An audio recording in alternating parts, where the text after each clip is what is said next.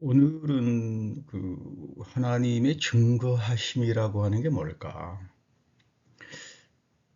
특히 하나님은 어떻게 자신을 스스로 증거하시나?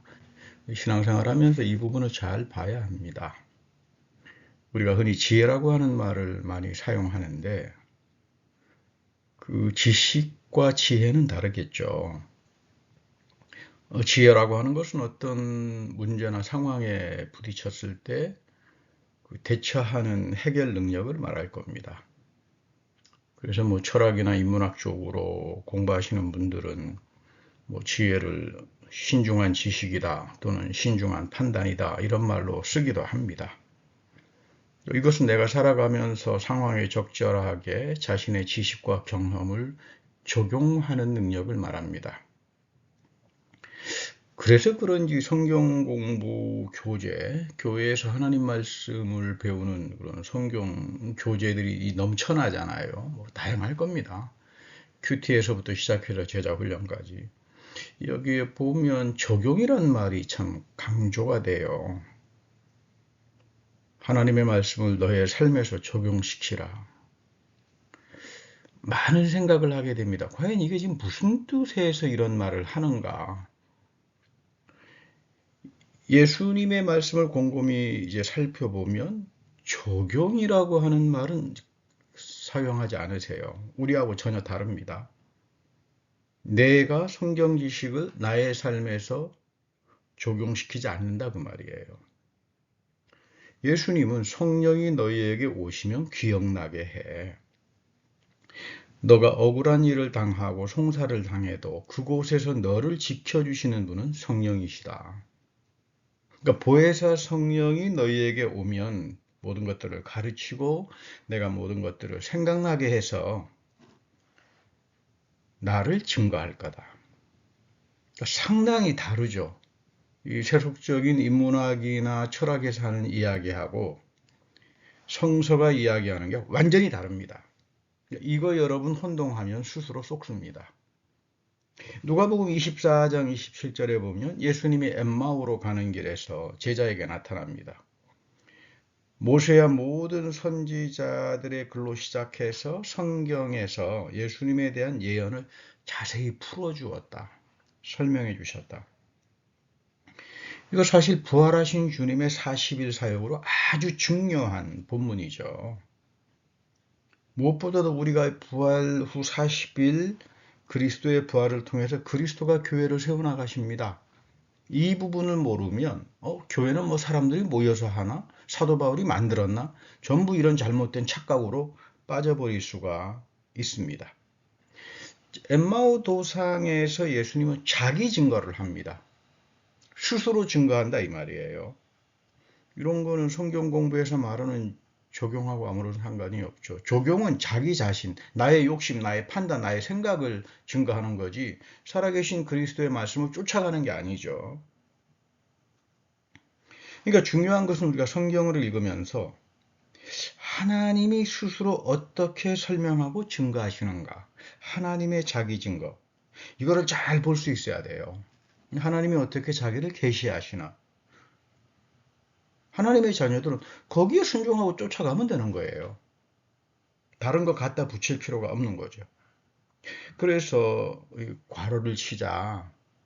우리가 평소 알고 있었던 지식이나 하나님 말씀에 대한 경험이나 이런 것들은 괄호에 묶자. 그렇지 않으면 하나님이 어떻게 성서를 통해서 우리에게 호소하시고 말씀하시는가 장님이 돼버리고 만다. 이렇게 되면 영적으로 성장도 못하고 끊겨져 버리죠. 참 불행한 그런 모습을 볼 때가 많습니다. 오늘 구약의 본문에 보면 압살롬의 이야기가 나오죠. 압살롬이 아버지 다윗을 반역하기 위해서 4년간 백성들의 마음을 얻고 행했던 방법들이 쭉 나옵니다. 자신이 알고 있는 지식을 최대한 적용시키는 거죠. 온갖 수단을 다 사용합니다.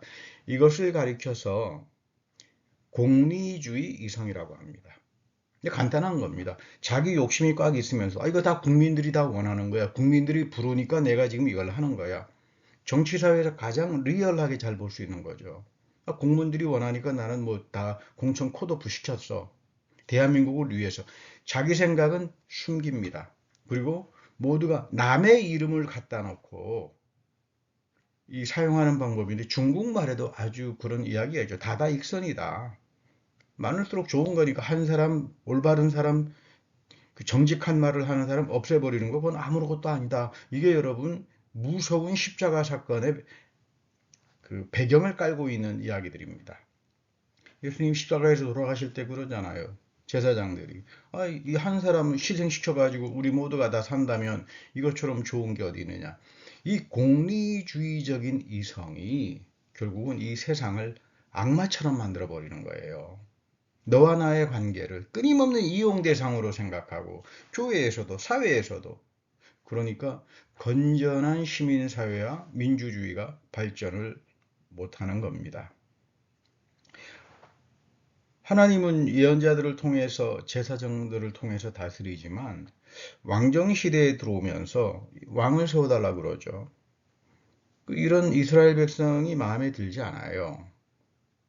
하나님께서 그 속마음을 다 아시니까 그래도 허락하십니다. 대신 왕을 기름 부어서 하나님 말씀에 따라서 이스라엘을 다스리게 해라. 근데 압살롬은 이러한 왕의 역할에 대해서는 조금도 관심이 없죠. 오직 권력 투쟁. 뭐 이것을 위해서 아버지고 뭐 동료 뭐 눈에 보이는 게 없는 거죠. 성경은 그래서 압살롬의 이러한 공리주의적인 행위를 두고 저자는 어리석은 자다. 성경에서 말하는 어리석음은 다른 게 아닙니다. 죄인이다. 넌 구원이 없다. 그 말이에요. 오늘도 하나님께서 우리를 보시면서 너는 신앙생활을 잘한다고 생각하지만 넌 어리석은 자야. 이런 평가를 받아서는 안 되죠. 이 구약에만 한정되는 이야기가 아닙니다. 하나님이 여러분을 먼저 부르셨습니다. 이런 부르심은 여러분들이 친구를 통해서든지 어느 목회자의 설교를 통해서든지 나타날 겁니다. 거기에 은혜와 감동을 받는 사람들은 예배에 참석하고 신앙생활이 시작될 겁니다. 그리고 십자가 부활의 사건을 통해서 세례와 성만찬을 통해서 이 하나님의 은혜가 엄청난 거로구나. 이걸 깨닫기 시작하면서 믿음이 자랄 겁니다. 나에게 영원한 생명이 나타날 것이고 교회를 향한 하나님의 복이 이렇게 신령한 거로구나. 나는 집사로, 권사로 또는 장로로 성별을 받으면서 하나님께서 나의 삶을 거룩하게 하실 거다. 세상에 나가서 다스리게 하실 겁니다. 그러니까 여러분들이 교회에서 직분자가 된다는 것은 교회에서 봉사하기 위해서, 교회에서 목소리 내 권력을 내가 상승하기 위해서 이런 거하고 아무런 상관이 없어요. 그러면 그거는 전부 다 어리석은 자가 되고 떨어져 버리고 맙니다. 살아계신 하나님을 내가 살아가는 삶 속에서 증거하기 위해서 여러분들은 복을 받는 거예요. 집사든 권사든 장로든. 여러분 이거 명심해야 합니다.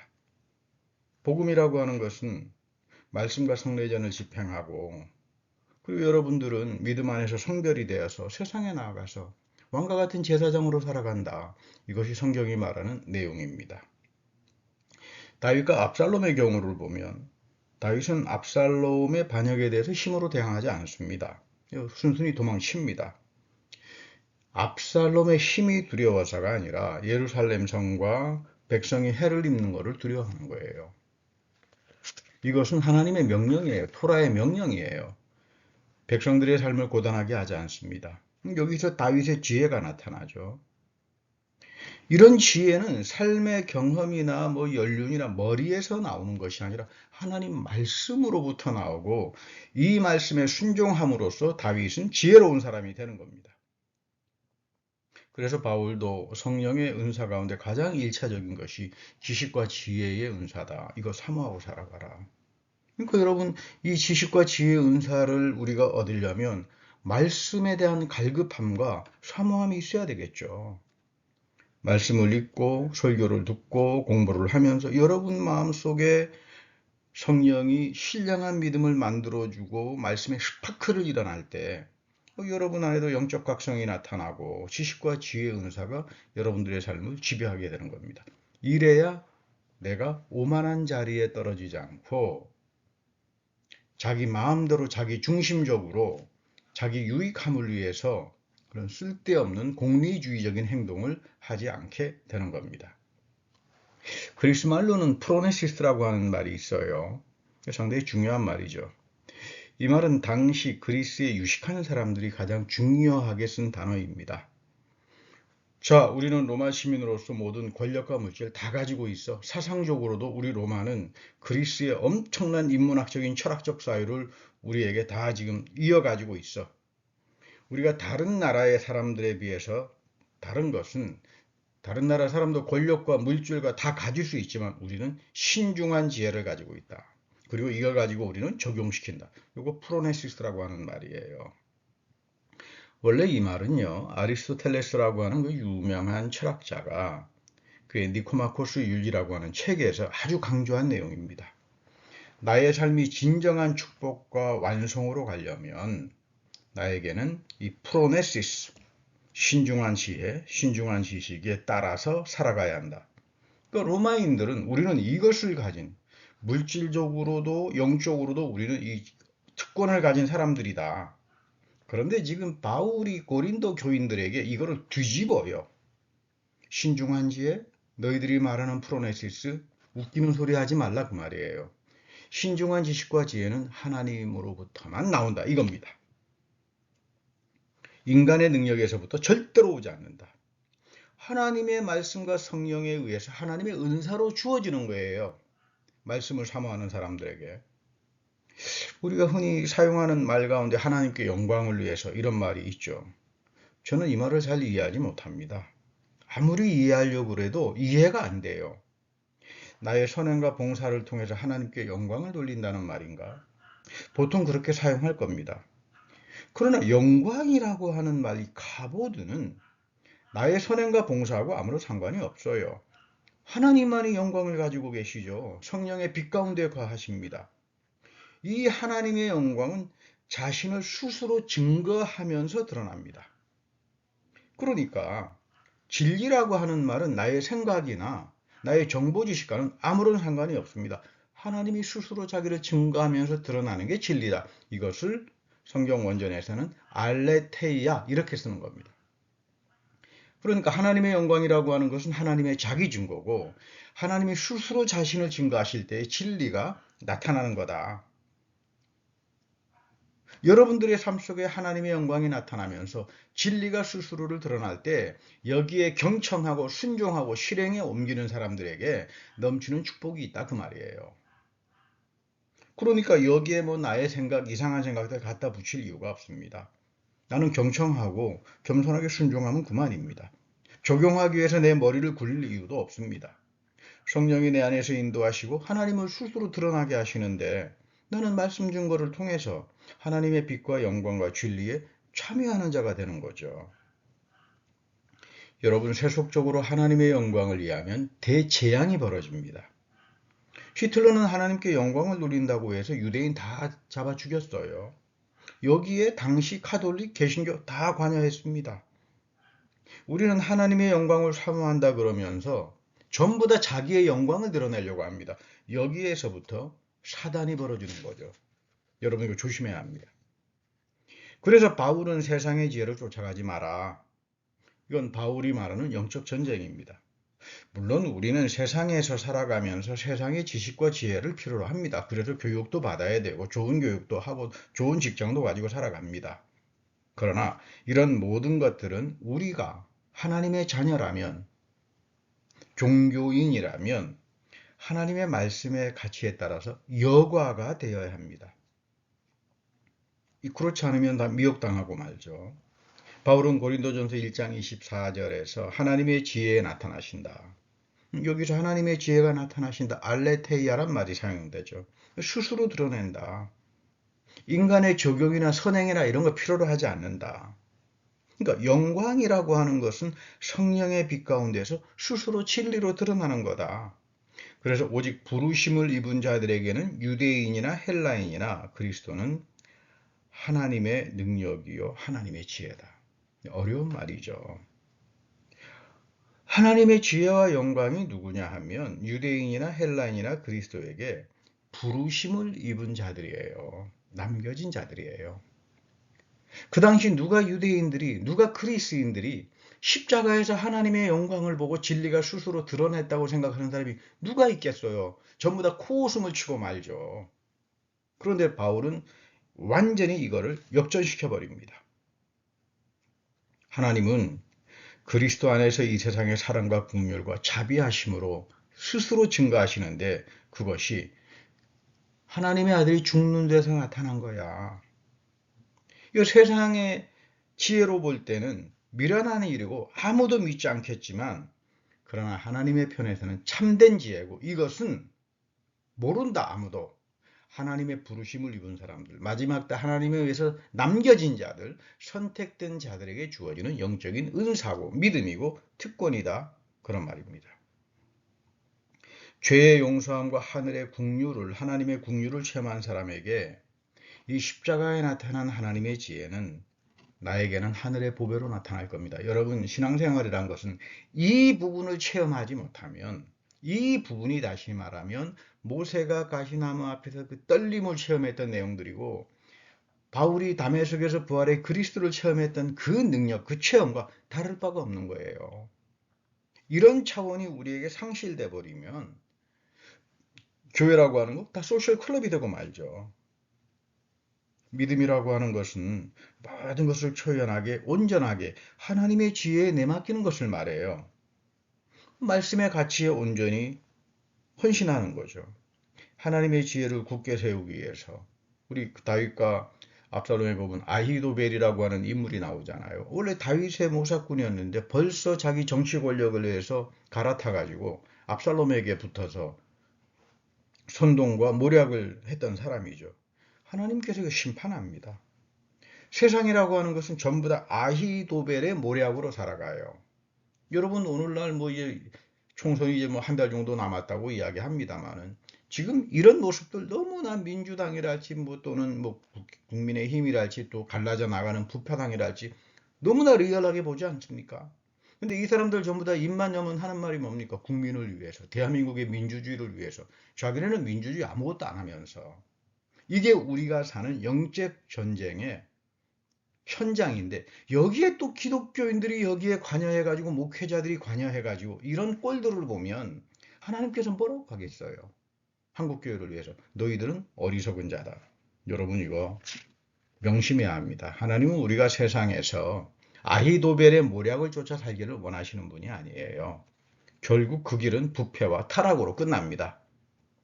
고린도전서 1장 18절 보면 십자가의 도가 멸망하는 사람들에게는 미련한 거야. 미련한 겁니다. 여러분이나 나는 세상 앞에서 미련하기 위해서 하나님을 영접한 사람들이에요. 그러나 구원을 얻는 여러분들이나 나는 하나님의 위대한 능력이다. 여러분 이거 명심해야 합니다.